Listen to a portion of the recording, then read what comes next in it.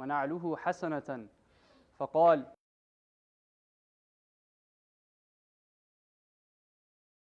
بطر الحق وغمط الناس.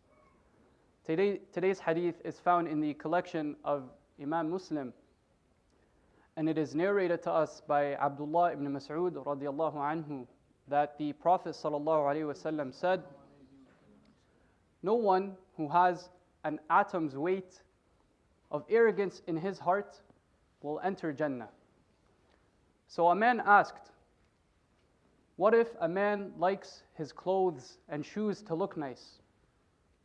The Prophet ﷺ replied, Allah subhanahu wa ta'ala is beautiful and loves beauty. Arrogance is rejecting the truth and looking down on people. Brothers and sisters, last week we talked about the heart and how the Prophet ﷺ said that a sound heart will result in a sound body.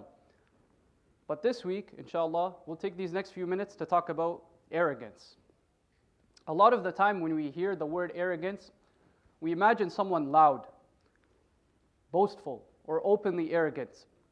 That's why the man asked the Prophet ﷺ, what if a man likes his clothes and shoes to look nice? Does that count as arrogance? The Prophet ﷺ clarifies that that's not what arrogance is about. Because beauty or adorning yourself in Islam is praised. Instead, the Prophet ﷺ defines arrogance as two things, one of which is rejecting the truth. In other words, always becoming defensive when someone tries to correct you, or being unable to accept feedback, or not being able to accept feedback for whatever reason. These are all examples of rejecting the truth. And honestly, this is something many of us struggle with. Sometimes a parent, a friend, or a sibling may try to correct you, and immediately the nafs takes over. Not because the advice is wrong, but because our ego doesn't like hearing it.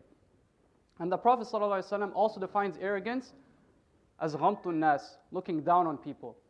And this is where we need to be extra careful, because looking down on people is almost never verbal. Looking down on people is internal, and it's almost not noticeable at all. Quietly feeling superior because of success, wealth, appearance, knowledge, or even acts of worship, also known as religiosity. A man will spend his whole life performing righteous deeds, only to find out on the Day of Judgment that he can't enter Jannah. Why? Because he didn't fix the arrogance in his heart. He spent his whole life performing righteous deeds, and because he couldn't cure even an atom's weight of arrogance, he won't be allowed to enter Jannah. So keep that in mind. As you go through this week, ask yourself, how do I react when I'm corrected? Do I feel accused when someone offers me advice, or do I accept feedback easily? Do I feel above others, or do I look down on them? Gratitude is one of the key ways to rid ourselves of arrogance, because gratitude protects us from feeling entitled to what we have. So once again, we have to ask ourselves, how often do I thank others when they offer me advice? Or how often do I say Alhamdulillah for all the opportunities and blessings I've been given? May Allah subhanahu wa ta'ala purify our hearts and make us among the humble. Ameen.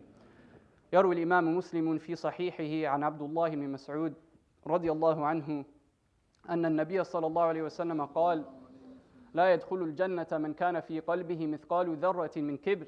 فقال رجل: إن الرجل يحب أن يكون ثوبه حسنا ونعله حسنة. فقال: إن الله جميل يحب الجمال الكبر بطر الحق وغمط الناس. صدق رسول الله صلى الله عليه وسلم. سبحانك اللهم وبحمدك أشهد أن لا إله إلا أنت أستغفرك وأتوب إليك.